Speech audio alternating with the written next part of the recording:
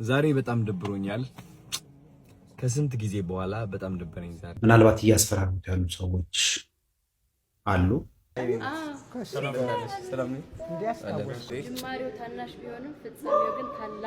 ሰላም ጤና ይስጥልኝ ቤተሰብ እንደውቃችሁልኝ በአዲስ ቪዲዮ ተመልሼ መጣሁ። በዚህ ቪዲዮ የምንመለከተው እንግዲህ ወንድማችን አራኝ በጣም እንደከፋው እንደደበረው የተናገረ ነው የሚገኘው። እስቲ እሱን የምንመለከተው የሚሆነው እሱ ቻለ እንግዲህ አራኝና ማስተዋል ተገናኝተዋል። ምን አገናኛቸው? እሱንም እንመለከተዋለን። እነዚሁም ደግሞ ወንድማችን አራኝ ማስፈራሪያ ዛቻ የደረሰበት እንደሆነ እየሰማን ነው የምንገኘው። ሁላችሁ ቪዲዮ ላይክ እና ሼር ማድረጋችሁን እንዳትረሱ። ሰብስክራይብ ለምንድን ነው የማታደርጉት? አሁን ማርኩ። እኔ ከአራኝ በጣም ደስ ከሚል ነገሮች መሃል ይሄ ነገሩ ነው። ደረጃ ላይ ከደረስኩኝ ኢቭን መኪናም እየገዛው ሰርፕራይዝ ማድረግ ፈልጋለሁ ሰዎች። ኧረ ተው እግዚአብሔር መኪና ገዝተህ ሰርፕራይዝ ይቀጥላል። ወደፊት ሊመጣ ይችላል ይሄ ነገር በቅርብ እዛ ደረጃ መድረስ ፈልጋለሁ። አስበዋል አንድ ሰው እንዴት ሊስቅ እንደሚችል እንዴት ፈገግ ሊል እንደሚችል በቃ የሆነ የተስፋ በሩን ስትከፍተው ወደ አንተ የሚመጣ ተስፋም በቃ ልክ እንደዛው ነው። ማርያምን ነው አይቼዋለሁ። What you did there? I know. ምርጥ ቲክቶከር እቺ መኪና ይወስዳል።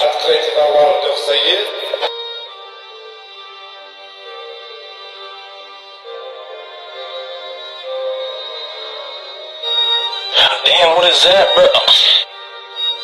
ግን እዛ ደረጃ መድረስ ፈልጋለሁ። አስበዋል አንድ ሰው እንዴት ሊስቅ እንደሚችል እንዴት ፈገግ ሊል እንደሚችል በቃ የሆነ የተስፋ በሩን ስትከፍተው God damn!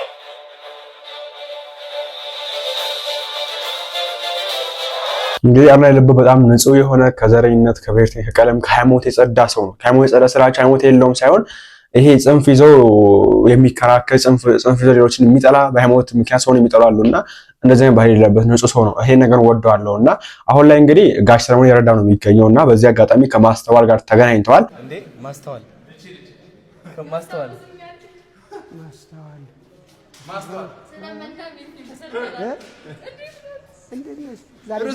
ፊልም ሳይሆን ነበረ ከአበሻ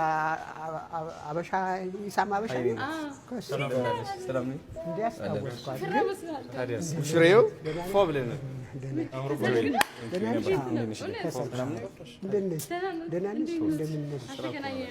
ውበትሽ አልጠፋም፣ አሁን ጨምሯል። እንደው የኔ ውድ ልጅ ከስንት ዓመት በፊት ነበር የሰራችሁት አብራችሁ?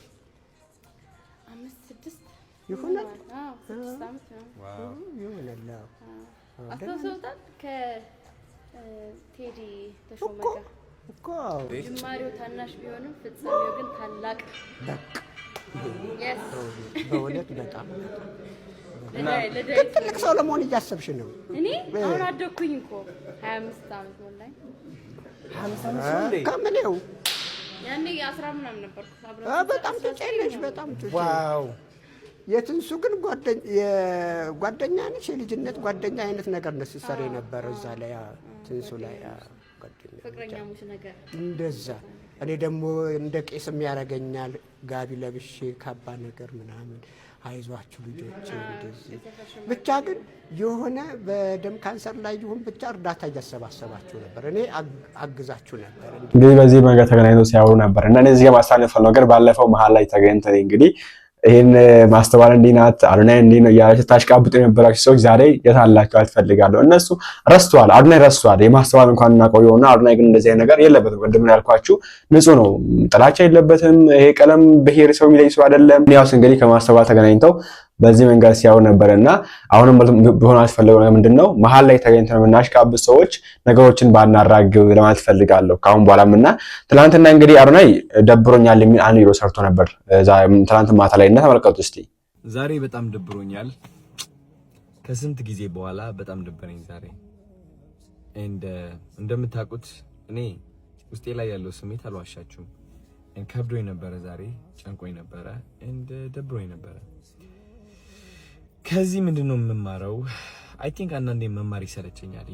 አይሰለቻችሁም? አንዳንዴ በህይወት መማር አይሰለቻችሁም? ዋት መማሩ የሚቅርብኝ ዝም ብዬ ልኑር ብቻ ከነ ድብርቱ ከነ ጭንቀቱ ከነ ምናምኑ ህይወት ነች፣ በቃ ዝም ብዬ ልኑራት ብላችሁ አታውቁም? ሰው እንደዛ አይነት ቀን ያሳለፍኩት ዛሬ እላችኋለሁ። ግን አዶናይ ነኝና መማር ወዳለሁ ከህይወት። የዛሬ ትምህርቴን ላስረዳችሁ ፈልጋለሁ። አይ ቲንክ እግዚአብሔር የሆነ አዲስ ነገር ሲያቀድላችሁ ሁሌም በፈተና ነው የሚያሳልፋችሁ። እኔ ልብ ብዬ አስተውየዋለሁ። እኔ እንደኔ በጣም በብዙ ፈተና ያለፈ ሰው የለም። ልንገራችሁ ጋይስ፣ በብዙ ነገር ተፈትኛለሁ።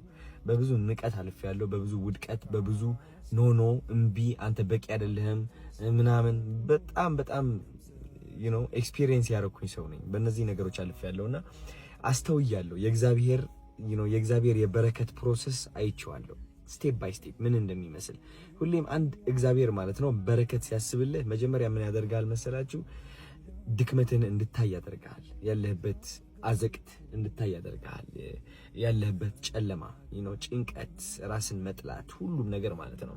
ከዛ በኋላ ምንድነው የሚያደርገው እግዚአብሔር? በእነዚህ ድክመቶችና በእነዚህ ያስተዋልካቸው ጭንቀቶች whatever it is ህይወትህ ላይ ያለ ነገር እንድትሰቃይ ያደርጋል። እንድትሰቃይ የሚያደርግህ ግን እንድታስተውል ስለሚያደርግህ ነው። እያስተዋልካቸው ነው የምትቀጥለው። እየተሰቃየህ እንደሆነ ካስተዋልክ በየቀኑ እየተሰቃየህ ትሄዳለህ። ስቃዩ ላይ ሳይሆን ማስተዋሉ ላይ ነው ያለው። ገባችሁ አይደል? ስቃዩን ማስተዋልህ ነው የሚያሰቃየህ እና እግዚአብሔር ማስተዋሉን ይሰጣል። እኛ ግን የሚመስለን ምንድነው? እግዚአብሔር ወይ ለምንድነው የምታሰቃየን እንላለን። ግን ችግሩ ያላወቅንበት ማለት ነው እግዚአብሔር ማስተዋላችን እየጨመረው ነው። ይህ ማስተዋላችን ደግሞ ወዴት ነው የሚቀጥለው መሰላችሁ ጋይስ? ይህ ማስተዋል ወደ አዋቂነት ይቀጥላል። ወደ አዋቂነት ይቀጥላል። ስለ ህይወት ማወቅ ትጀምራላችሁ። ስለ ራሳችሁ ማወቅ ትጀምራላችሁ። ስለ ብዙ ነገሮች ማወቅ ትጀምራላችሁ። ከዛ መረጋጋትን ይከተላል።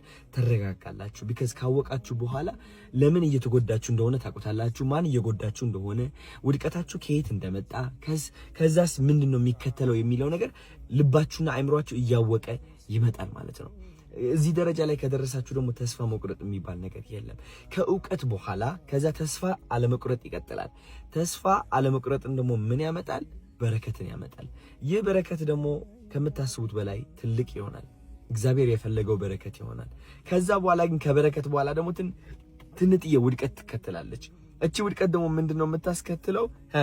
ማስተዋልን ታስከትላለች። ከማስተዋል በኋላ ደግሞ አዋቂነትን ታስከትላለች። ከአዋቂነት በኋላ ደግሞ ተስፋ ለመቁረጥን፣ ካለ ተስፋ ለመቁረጥ ወደ በረከት ማለት ነው ጋይስ። ስለዚህ ሁሌም ስቴፕ ባይ ስቴፕ ነው። እናንተ ሜቢ አሁን ድህነት ውስጥ ልትሆኑ ትችላላችሁ። መውጣት ያቃታችሁ ድህነት ውስጥ፣ ወይም ደግሞ ራስን መጥላት፣ ህይወትን አስጠልቷችሁ ሊሆን ይችላል። ሁሉም ነገር ሰልችቷችሁ ሊሆን ይችላል። ግን ማወቅ ያለባችሁ ይህ ህይወት እያስጠላችሁ አይደለም። እያስጠላችሁ እንደሆነ ነው እያስተዋላችሁ ያላችሁት። ይህ ህይወት ስቃይ የበዛበት አይደለም። ስቃይ የበዛበት እንደሆነ ነው እያስተዋላችሁ ያላችሁት። ስለዚህ ማስተዋሉን አትጥሉት። እግዚአብሔር ነው እንደ ትዕድልት እንደ በረከት ጠቅልሎ እየሰጣችሁ ያለው። ለምን? ለአዲሱ በረከታችሁ እያዘጋጃችሁ ስለሆነ ማለት ነው ጋይስ። ልንገራችሁ፣ ስቃያችን ማስተዋል የማንችል ከሆነ ጋይስ በረከታችንን ማስተዋል አንችልም። ልብ ብላችሁ ተገንዘቡልኝ። ስቃያችን የማስተዋል አቅም ከሌለን፣ ድክመታችን ጎዶሎነታችን የማስተዋል አቅም ከሌለን፣ ጥንካሬያችንና ስኬታችን የማስተዋል አቅምም የለንም። ስለዚህ እኔ ሁሌም ኦፍ ኮርስ ዛሬ አሁን ወድቅ ያለው ብዬ አስባለሁ። ያጋጠመኝ ነገር አለ። ገባችሁ አይደለ? የሆነ የደበረኝ ነገር አለ። አስተውየዋለሁ። ግን ይህ ውድቀት አስተዋልኩት እንጂ ይህ ውድቀት የኔ ሆኖ ለዘላለም አይቀጥልም። ማስተዋሌ ነው ዋናው ነገሩ። ካስተዋልኩኝ በኋላ ደግሞ አውቀዋለሁ እንዴት አድርጌ እንደምወጣ ከዚህ ውድቀት። ካወቅኩኝ በኋላ ደግሞ ተስፋ አልቆርጥበትም ብዬ እቀጥላለሁ። ገባችሁ አይደል? ከዛ መጨረሻ ምን ይመጣል? በረከት ይመጣል ማለት ነው። እንደዚህ ነው ጋይስ። የእግዚአብሔር በረከት በዚህ ይሰራል። በጣም እንደምወዳችሁ ማወቅ አለባችሁ ከምታስቡት በላይ። እሺ፣ እግዚአብሔር ነው የምላችሁ። እንደኔ ነው የምወዳችሁ እናንተ። የኔ መስታወት ናችሁ እናንተ። በደንብ ነው የምወዳችሁ። ጋሽ ሰለሞንን መኪና እንግዛላቸው። በጣም እየጠበቅኩኝ ነው ጋይስ፣ እንዳትረሱት። እወዳችኋለሁ። እሺ፣ ነገ እንገናኝ። ትልቅ ሰርፕራይዝ አለኝ ነገ። የሚገርም ቭሎግ ነው የምሰራላችሁ። በጣም ጠብቁኝ። እወዳችኋለሁ። እሺ። ጭንቀት ያለ ነገር ነው፣ አትጨናነቁ አልላችሁም። አስተውሉት። ይህ ጭንቀት፣ ከጭንቀት በኋላ ማስተዋል፣ ከማስተዋል በኋላ እውቀት፣ ከእውቀት በኋላ ተስፋ ለመቁረጥ፣ ከተስፋ ለመቁረጥ በኋላ በረከት። ይሄ ቪዲዮ ሰርቶ ፖስት አድርጎ ነበርን እንግዲህ ከፋኝ ብሎና፣ በነገራችን ላይ አዶናይ ያው ታውቁታላችሁ ታሪኩ ከዚህ ማሳይቻችኋለሁ። ወደ ካናዳ ሄዶ ያልተሳካለት ወይ ደግሞ አዶናይ እንዴት ነው ብዙ እንግዲህ ለስደተኞች ምቹ የምትባል ከተማ ነች ካናዳና፣ እዛ ያልተሳካበትን ምክንያት አንድ ሰው የጻፈውን ነገር አገኘውና እስቲ እሱን እንመልከትና ወደ አዶናይ ቪዲዮ እንመለሳለን። ውጭ ሀገር ሊያውም በአገረ ካናዳ መኖር ያልተሳካለት አዶናይ ለምን ኢትዮጵያ ውስጥ በሚል ጥያቄ አርቲስት ዳዊት ንጉሱ ረታ አንድ ሰፋ ያለ ጽሑፍ አቅርቦ ነበር። ዳዊት ጽሑፉን ሲጀምር ይህንን ጽሑፍ ለመጻፍ ያነሳሳኝ በቀደም ዕለት አምለሰት ሙጬን የበላት ቡዳ በሚል ርዕስ የጻፍኩትን ጽሑፍ ወደ 1,700,000 ሕዝብ እንደተመለከተው ባየው ጊዜ በተሰማኝ ስሜት የተነሳ ነው። ያን ያህል ቁጥር ያለው የዚህ መንደር ተከታታይ ቢያንስ 1/3ኛው ዳነረ ወይም ዳዊት ንጉሡ ረታ የሚጽፈውን ሐሳብ አንዳች ረብ አለው ብሎ የሚያስብ ቢሆን እንኳን እንዲህ እምነት ለሰጡኝ ለእነርሱ ስል ዛሬም ሆነ ነገ የማምንበትንና ይጠቅማል ያልኳቸውን ሁሉ ከመክተብና ለታሪክ ከማስቀመጥ ወደ ኋላ እንዳልል በተሰማኝ ስሜት ነው ይላል ዳዊት። ወደ ዋናው ቁም ነገር ስንገባ አዶናይ የተባለው የዘመኑ የቲክቶክ ኢንፍሉዌንሰር ስለምን በውጭ አገር ሊያውም ለብዙ ስደተኛ ተስማሚ ሀገር ናት ተብላ በሚነገርላት ሀገረ ካናዳ ሳይሳካለት ቀረ በማለት ጥያቄውን ይሰነዝራል። ምክንያቶቹን እናስቀምጥ በሚልም የሚከተሉትን ዝርዝሮች አስቀምጧል። ዳዊት ንጉሡ ረታ በየትኛውም የሰው ሀገር በተለይም ስደተኞችን በመቀበል ታዋቂ በሆኑ ሀገራት የሚኖሩ ግለሰቦች ሁሉ ዕጣ ፈንታቸው 5 ያህል ነው። አንደኛው በገቡበት ሀገር የሀገሩን ቋንቋና ባህል አጥንተው ትምህርታቸውን በከፍተኛ ሁኔታ በዩኒቨርሲቲ ደረጃ ተምረው በማጠናቀቅ ወይም በሌላ በሀገሩ ተፈላጊ የሙያ ዘርፍ የአጭርና የመካከለኛ ጊዜ ሥልጠና ወስደው በማጠናቀቅ በሀገሩ ፕሮፌሽናል የሥራ መስክ መሰማራት። ይህ ዕድል የሚገጥማቸው ኢትዮጵያውያን ስደተኞች በእርግጥ ቁጥራቸው አነስተኛ ቢሆንም ነገር ግን በሁሉም አገራት አሉ። ሁለተኛው በጉልበታቸው አገልግሎት እየሰጡ የሚተዳደሩ። እነዚህ በቁጥር እጅግ የሚልቁትና የአገሬው ዜጎች ሊሠሯቸው የማይፈቅዷቸውን የጉልበት ሥራዎች በመሥራት ራሳቸውንና በአገር ቤት ያሉ ቤተሰቦቻቸውን የሚደጉሙ የአገራችን ስደተኞች የሚካተቱበት ነው። የእነዚህ ቁጥራቸው የትየለሌ ነው። ሦስተኛው በመንግሥት ድጎማ ወይም ጡረታ የሚተዳደሩ። እነዚህ ደግሞ በርግጥ በሄዱበት አገር የመኖሪያ ፈቃድ ያገኙ ቢሆንም ነገር ግን በልዩ ልዩ ምክንያቶች የጉልበት ሥራ መሥራት የማይችሉ ናቸው። ይኸውም በሚመለከታቸው የመንግሥት ተቆጣጣሪዎች ተረጋግጦ በየወሩ በሚቆረጥላቸው ዳረጎትና ከመንግሥት በሚሰጣቸው መጠለያ ወይም ሼልተር ውስጥ ልጆችና ቤተሰብም ካላቸው ከእነርሱ ጭምር አብረው የሚኖሩ ናቸው። አዶናይ እዚህ ውስጥ የሚካተት ነበር ይላል ዳዊት ንጉሡ። አራተኛው በሕገ ወጥ መንገድ የሚኖሩ። እነዚህ ደግሞ የአገሩ መንግሥት የመኖሪያ ፈቃድ የከለከላቸውና አገሩን ለቀው መውጣት ሲጠበቅባቸው በድብቅ ወይም ኢሌጋል ሆነው የሚሰሩና ራሳቸውንና በአገር ቤት ያሉ ቤተሰቦቻቸውን ለመደጎም ጥረት የሚያደርጉ ናቸው። አምስተኛው ደግሞ ቤት አልባዎች ወይም ሆምለስ። እነዚህ ደግሞ በሱስ ምክንያት ወይም ሥራ ባለመሥራት አሊያም በሌላ የራሳቸው ምክንያት ቤት አልባ ሆነው የጎዳና ተዳዳሪ የሆኑና አብዛኞቹ በከፍተኛ ሱስ ውስጥ የተዘፈቁ ናቸው። አዶናይ ተብዬውም ይህ ደረጃ ደርሶ እንደነበር ይታወሳል ይላል ዳዊት። እንግዲህ በውጭ አገር ሕይወት ያሉት የኑሮ ዘይቤዎች እነዚህ ሲሆኑ ጠንካሮችና አሸናፊዎች በተራ ቁጥር 1ና 2 ላይ ሲሰለፉ፣ ያልቻሉት ደግሞ ቀሪዎቹን ከ3 እስከ 5 ደረጃ ጠብቀው ይኖራሉ እንደየአቅማቸው። በአጠቃላይ የውጭ አገር ሕይወት ታላቅ ተጋድሎን የሚፈልግ እንቅልፍ የሚያሳጣ መንገድን ሳያዛንፉ በጽናት ወደፊትና ወደፊት ብቻ መጓዝን የሚጠይቅ ነገ የተሻለ ይሆናል የሚል ርዕይ መጋፋትን፣ ተግዳሮቶችን ሁሉ መጋፈጥንና ታላቅ የቁጠባ ባህልን የሚጠይቅ ጉዳይ ነው። ይህንን የቻሉ ያሸንፋሉ፣ ከእነርሱም ይተርፋሉ፣ ለቤተሰብና ለአገርም ሁሉ ይበቃሉ። እዚህ ጋር የኩሪፍቱ ሪዞርት መሥራችና ባለቤትን ታዲዮስን እንደ ማሳያ መጥቀስ ይቻላል። ታዲዮስ በምድረ አሜሪካ የሴቶች የውበት ሳሎን ውስጥ ጸጉር ይሠራ እንደነበር ልብ ይለዋል። እናም ይህንን ሁሉ ካልን በኋላ አዶናይ ለስደተኞች ደግና ሩህሩህ ናት ተብሎ በሚነገርላት ካናዳ ስለምን ሳይሳካለት ቀረ ብለን መጠየቅ ይኖርብናል። ዳዊት ንጉሡ መልሱ ቀላል ነው። እንደ ወጣት መማር አልፈለገም፣ አልተማረም። እንደ ወጣት ጉልበቱን ተጠቅሞ መሥራት አልፈለገም። የጉልበት ሥራን ሞከረ እንጂ አልቀጠለበትም። በሱስ ምክንያት ተሸንፏል። የራሱ ምስክርነት አለ። እርዳታንና የወጣት ጡረተኝነትንም መርጧል። እስከ ጎዳና ሆምለስ ድረስ ደርሷል። የራሱ ምስክርነት ነው። ልክ የካናዳን የመኖሪያ ፈቃዱን ምናልባት የካናዳ ዜግነቱን ባገኘ ማግስት ወደ ኢትዮጵያ ተመለሰ። ምክንያቱም በፈለገውና ኢትዮጵያ አልተመቸችኝም ባለ ጊዜ ሁሉ ወደ ካናዳ የመመለስ መብት ስላለው። ኢትዮጵያና ኢትዮጵያውያን እንዴት ተቀበሉት? ፍርዱን በእውነት ለእናንተ ልተው ይገባል። ከእርሱ በላይ ተአምር የሠሩና በተጨባጭ መሬት የወረደ ሥራ የሠሩ ሞዴል ወጣቶች የሉምን? የልጁን የቀደመ ንግግሮችና ሌላውን ነገር ለጊዜው ትቼው አሁን ወደ መልእክቴ ልግባ ያለው ጸሐፊው ዳዊት ንጉሡ ለመንግሥትም መልእክት ያለውን ነገር አስተላልፏል። ብልጽግናን አረጋግጬ ኢትዮጵያን ከዓለም ሁለተኛ ከአፍሪካ ምናምነኛ እያልክ ይህንን የወጣት ጡረተኛ ምንም ሳይሠራ ምንም ለአርአያነት የሚያበቃው ነገር ሳይኖረው ለኢትዮጵያ ጉልበቱን ማፍሰስ የሚገባውን ወጣት ሰግጥ ፈምስ እያለ በመስበክ እያደነዘዘ በግልጽ እየተመለከትክ ይህንንም በሚሊዮን የሚቆጠሩ ኢትዮጵያውያን እየተከታተሉትና እንደ አርአያ እየቆጠሩት እንደሆነ እያስተዋልክ ዜጎችህን ለመከላከል ባለመቻል ከተጠያቂነት አታመልጥም ይላል ዳዊት ንጉሡ። ኢትዮጵያ አራሽ ገበሬ፣ ድንበር አስጠባቂ ወታደር፣ የሕክምና ባለሙያ፣ የሥነ ጥበብ፣ የኪነ ጥበብ፣ የዕደ ጥበብ፣ የሥነ ሕንፃ ወዘተ ባለሙያ የሚያስፈልጋት ታዳጊ ሀገር ሆና ሳለ እንዲህ በአንድ ከሰለጠነ ሀገር ከሽፎ በመጣ ነገር ዓለሟ ሁሉ ሲበከል ባላየና አይቶም ዝም በማለት ፕሮቴክቲቭ ፖሊሲ ባለማውጣት ትጠየቃለህ ይላል ዳዊት። ለቤተሰቦችም መልእክቱን አስተላልፏል።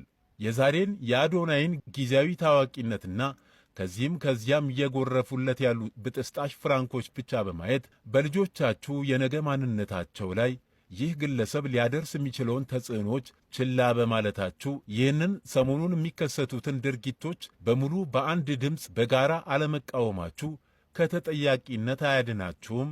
የኋላ ኋላም የገፈቱ ቀማሾች እናንተው ራሳችሁ በአንድነት እንደምትሆኑ አስታውቃችኋለሁ ይላል ዳዊት ንጉሡ። በማጠቃለያውም ኢትዮጵያ ደሃ አገር ናት። ድህነታችን የሚመነጨው ከስንፍናችንና ከድንቁርናችን ነው።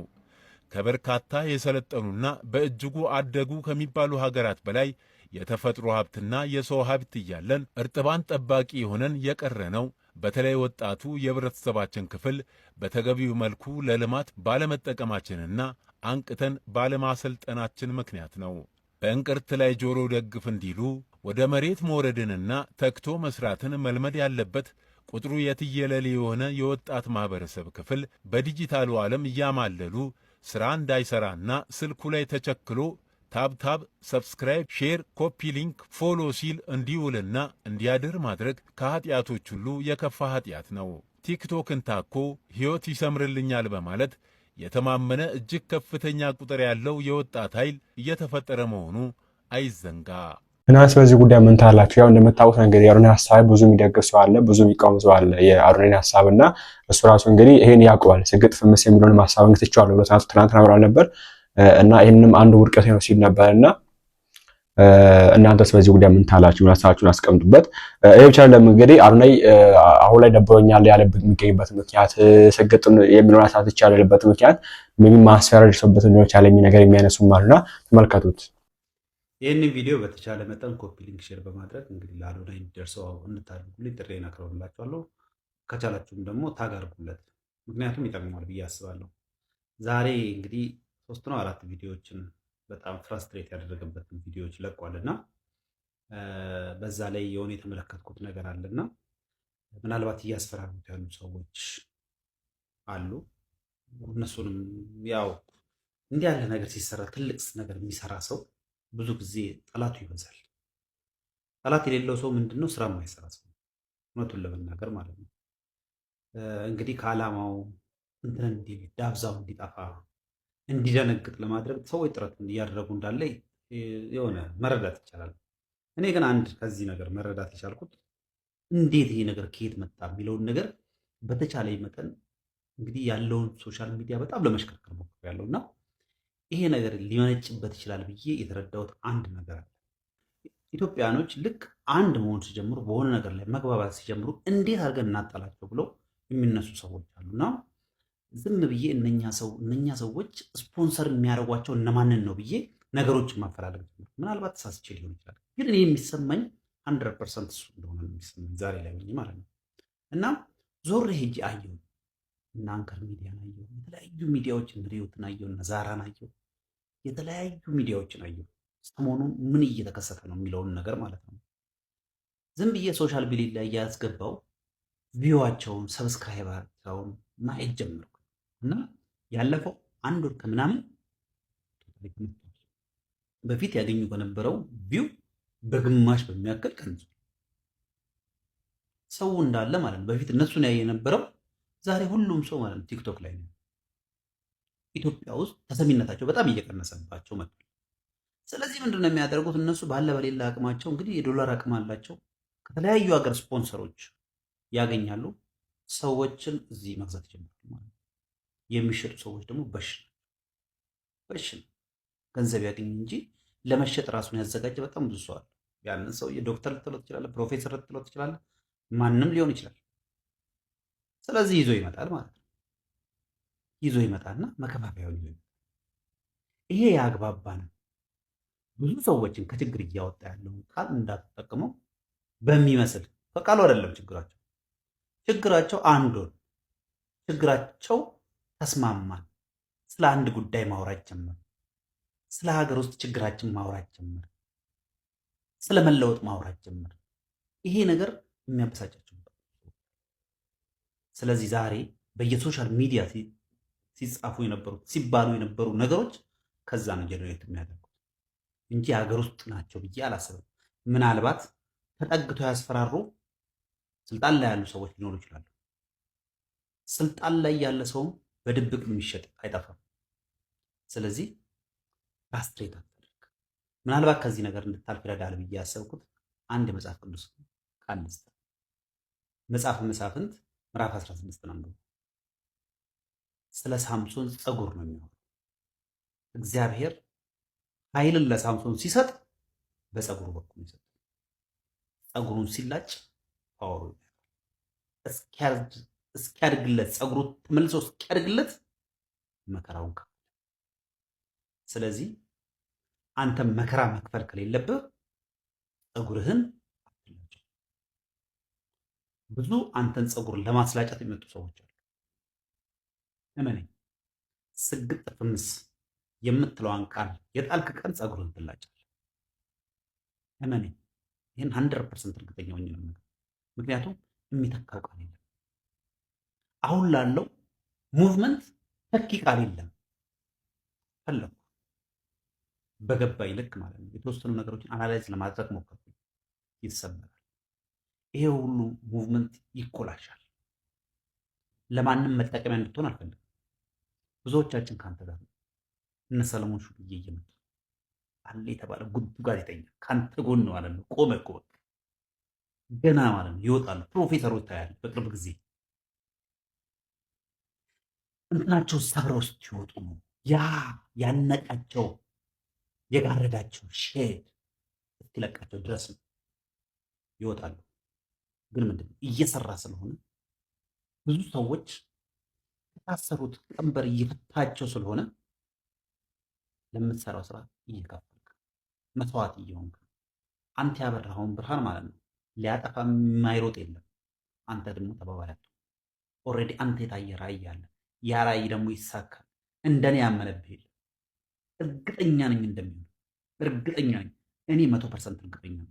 ብዙ ሰዎች አድማስ አቋርጦ ማለት ገጠር ላይ ሰዎችን ከስራቸው እየፈታ እንዳለ አስባለሁ። አስብ።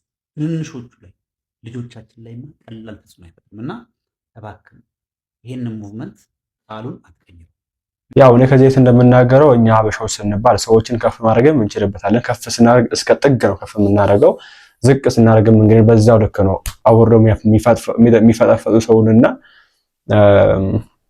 ምን ማድረግ ይቻላል እንግዲህ ሙሴ ሰለሞን እንግዲህ እንደዛ ሰው አጋግሮት ከዛ ሲታሰር ረሳው ሁሉም ሰው።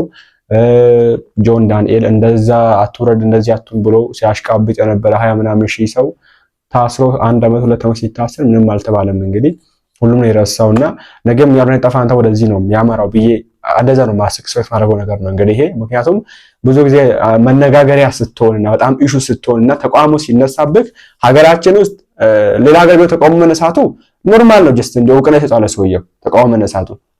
ሀገራችን ኢትዮጵያ ውስጥ ግን እንደዛ አይደለም፣ ወደ ከፋ ነገር ነው የሚያመራውና አዶናይ ወንድማችን ጥንቃቄ እንድታደርግ እንፈልጋለሁ። እኔ ቪዲዮአችን የሚስ ነበር አይሆፕ ወንድማችን አዶናይ ሀሳብ ተረሳሻል ብዬ አስባለሁ። እንደዚሁም ደግሞ ተቃራኒ ጎኖችን ሀሳብ ተረሳሻል ብዬ አስባለሁ። እናንተንም ሀሳብ ኮሜንት ላይ አስፍሩልኝ። በቀጣዩ እንመለሳለን። ቸር ቆዩልኝ።